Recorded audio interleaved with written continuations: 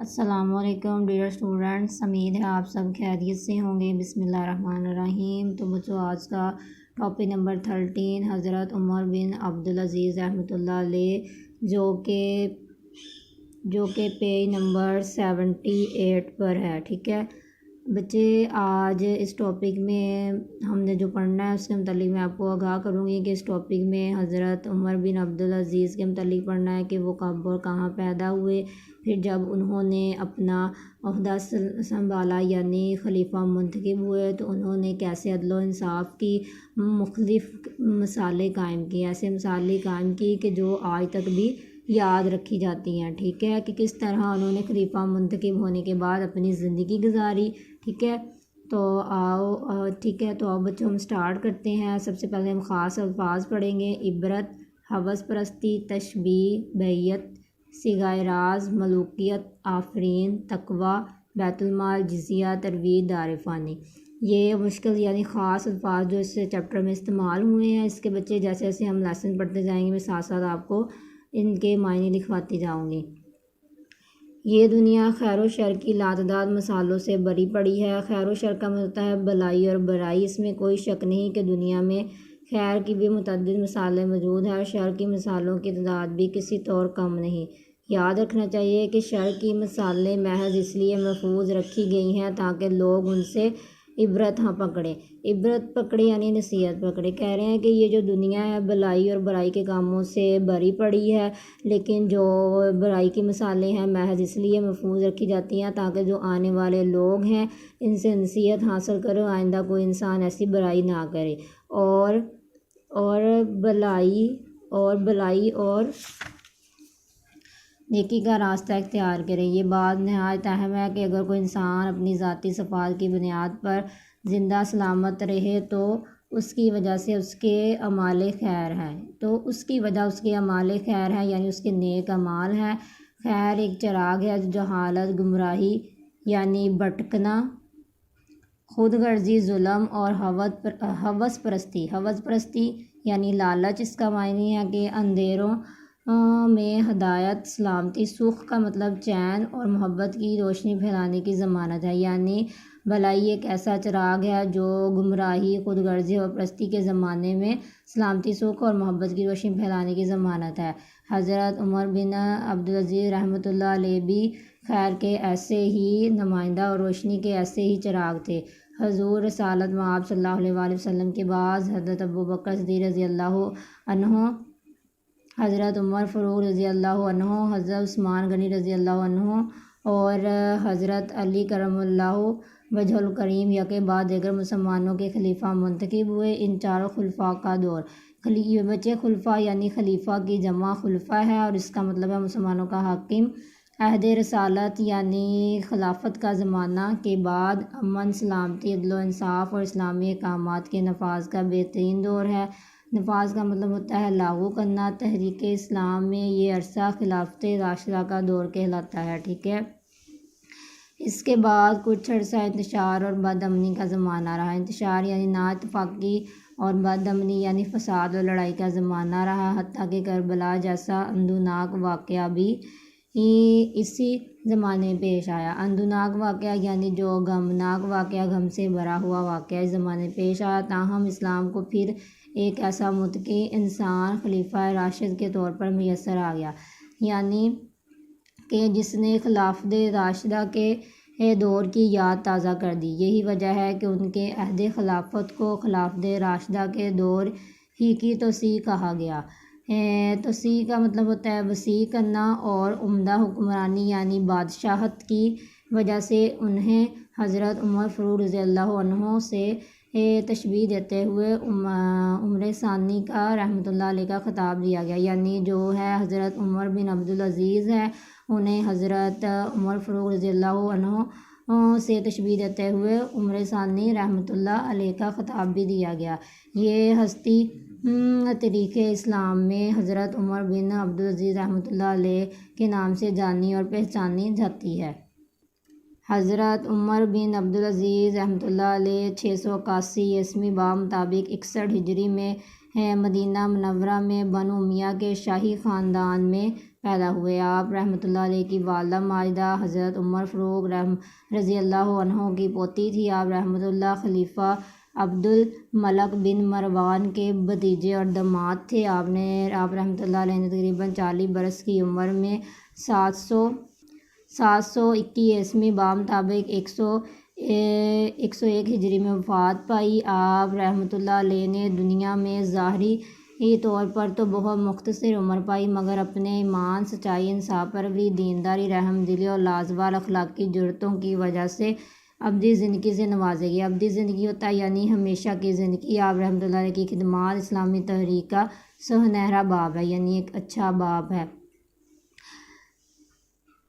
خلیفہ سلیمان بن عبد الملک نے اپنی زندگی ہی میں مسلمانوں کے لیے آئندہ خلیفہ نامزد کر دیا تھا۔ نامزد کرنا یعنی مقرر کرنا، اور اس کے حق میں لوگوں سے بیعت بھی لے لی تھی، مگر اس کا نام صیغہ راز میں رکھا گیا۔ صیغہ راز میں رکھا گیا یعنی راز میں رکھنا۔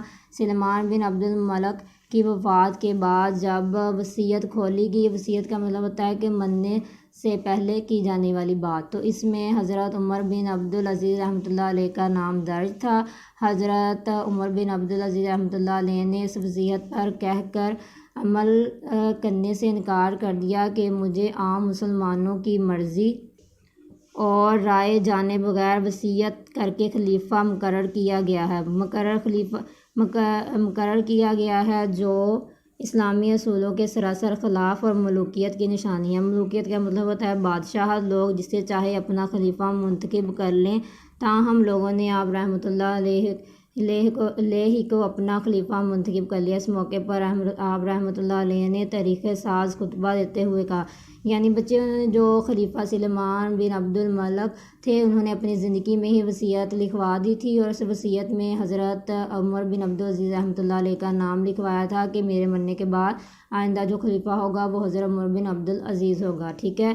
پھر آگے انہوں نے اس موقع پر رحمۃ اللہ علیہ نے طریق ساز خطبہ دیتے ہوئے کہا، جو شخص خدا کی اطاعت کرے اس کی اطاعت واجب ہے، اور جو خدا کی نافرمانی کرے اس کی فرما برداری واجب نہیں۔ جب تک میں خدا کی اطاعت کروں میری اطاعت کرو، اور اگر میں نافرمانی کروں تو میری اطاعت تم پر واجب نہیں ہے، ٹھیک ہے۔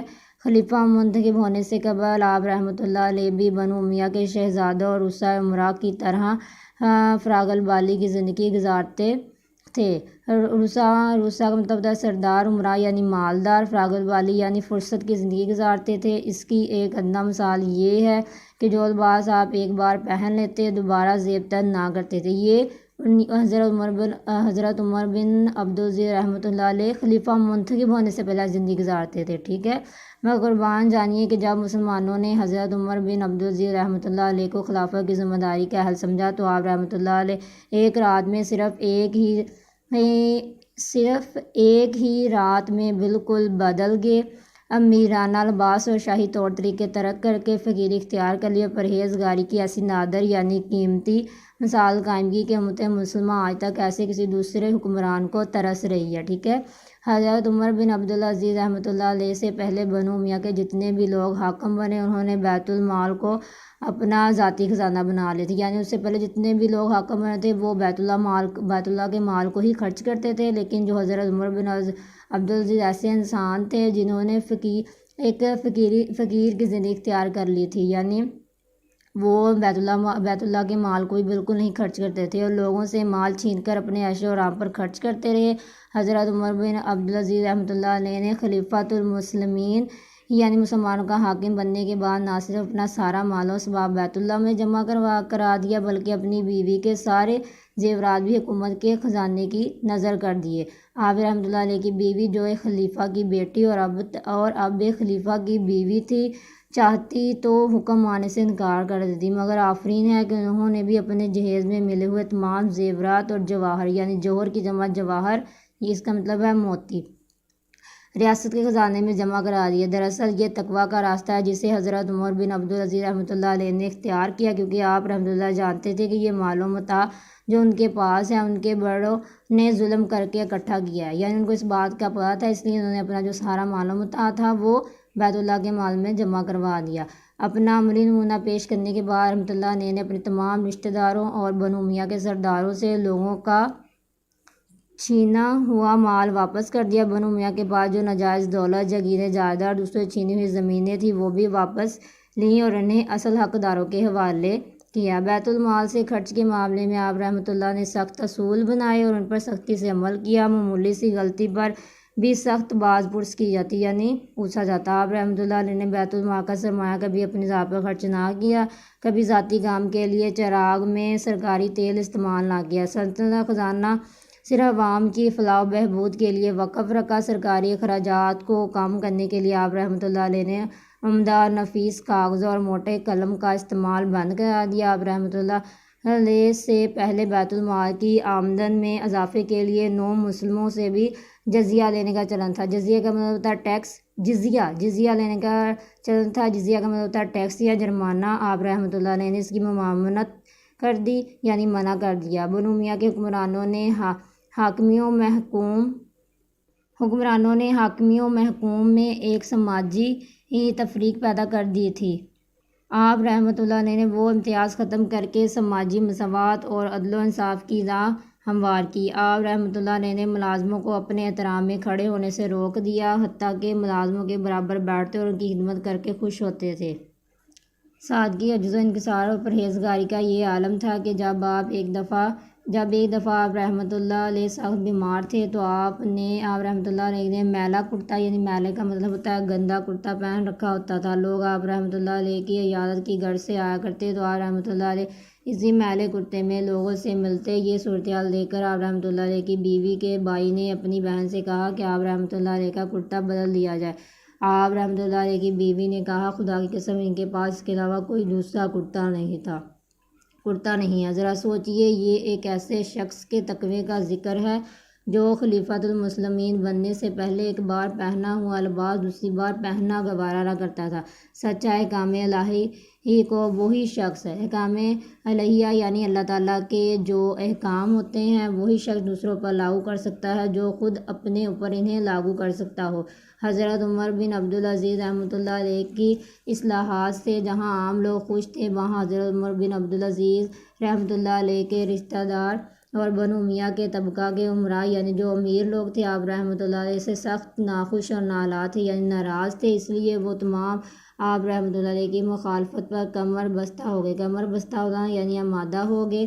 سچا اور خدا ترس انسان یعنی اللہ تعالیٰ سے ڈرنے والا رحم دل انسان برے لوگوں سے برداشت نہیں ہوتا۔ سو آپ رحمۃ اللہ علیہ کے مخالفین نے آپ رحمۃ اللہ علیہ کو قتل کرنے کی گھنونی سازش کی۔ گھنونی کا مطلب ہوتا ہے وہ چیز جس سے کراہت ہو، یعنی انہوں نے آپ رحمۃ اللہ علیہ کے خادم کو 1000 اشرفیوں کا لالچ دے کر اپنی سازش میں شریک کر لیا اور اس کے ہاتھوں آپ رحمۃ اللہ علیہ کو زہر دلوایا۔ بصیرت مرگ پر جب آپ رحمۃ اللہ علیہ نے اس خادم سے حقیقت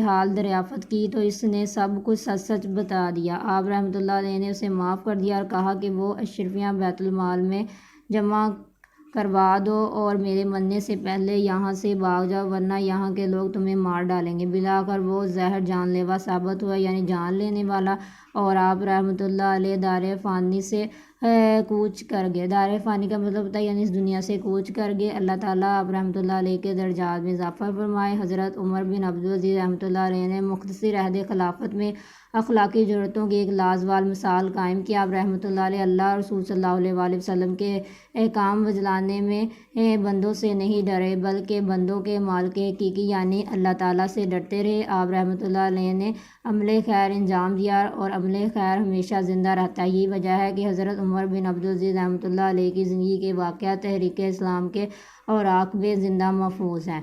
اب ہم بچوں مشق کی طرف آتے ہیں تو اس میں سب سے پہلے سوال جواب ہیں۔ سبق عمر بن عبدالعزیز رحمۃ اللہ علیہ کے مطابق درج ذیل سوالات کے مختصر جواب لکھیے۔ تو پہلا سوال ہے شرع کی مثالیں کس لیے محفوظ رکھی گئیں؟ اس کا جواب ہے پیج نمبر 78 پر، یہاں سے بچے لے کر۔ شرع کی مثالیں میں اس لیے محفوظ رکھی گئیں تاکہ لوگ اس سے عبرت پکڑیں اور بھلائی اور نیکی کا راستہ اختیار کریں۔ یہاں تک سوال نمبر 1 کا جواب ہے۔ آگے نیکسٹ ہے سوال نمبر 2، خلفائے راشدین کے دور کو کیا کہا جاتا ہے؟ تو بچوں سوال نمبر 2 کا جواب پیج نمبر 79 پر، یہ پیراگراف نمبر 2 میں ہے، پیراگراف نمبر 2 کی لائن نمبر 3 میں۔ بچے آپ نے اس طرح لکھنا ہے، خلفائے راشدین کا تحریک اسلام میں خلافت راشدہ کا دور کہلاتا ہے، ٹھیک ہے۔ یعنی سوال ہے نا کہ خلفائے راشدین کے دور کو کیا کہا جاتا ہے؟ خلفائے راشدین کا، آپ لوگوں نے یہاں سے پہلے لکھنا ہے خلفائے راشدین کا دور تحریک اسلام میں خلافت راشدہ کا دور کہلاتا ہے، یہ عرصہ کاٹ دینا، ٹھیک ہے۔ خلفائے راشدین کا دور تحریک اسلام میں خلافت راشدہ کا دور کہلاتا ہے، یہ آپ لوگوں کا سوال نمبر 2 کا جواب ہے یہاں تک، ٹھیک ہے۔ آگے نیکسٹ ہے سوال نمبر 3، عمر ثانی رحمۃ اللہ علیہ کا خطاب کس کو دیا گیا؟ عمر ثانی رحمۃ اللہ علیہ کا خطاب حضرت عمر بن عبدالعزیز کو دیا گیا۔ آگے نیکسٹ سوال نمبر 4، خلیفہ منتخب ہونے سے قبل عمر بن عبدالعزیز رحمۃ اللہ علیہ کس طرح کی زندگی گزارتے تھے؟ تو سوال نمبر 5 کا جواب ہے پیج نمبر 81 پر، یہ پیراگراف فرسٹ ہی پیراگراف ہے۔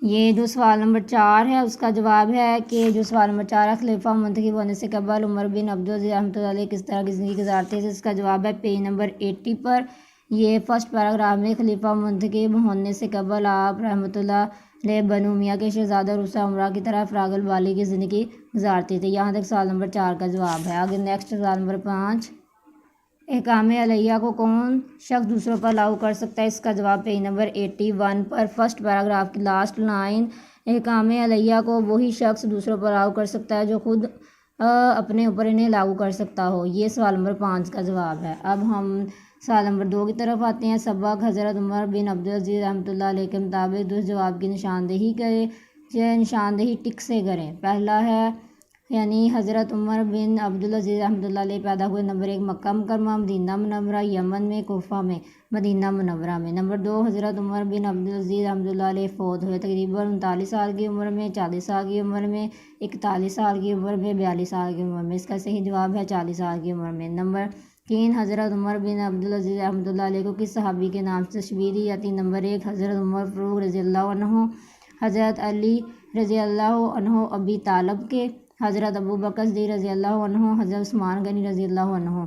اس کا صحیح جواب ہے حضرت عمر فاروق رضی اللہ عنہ۔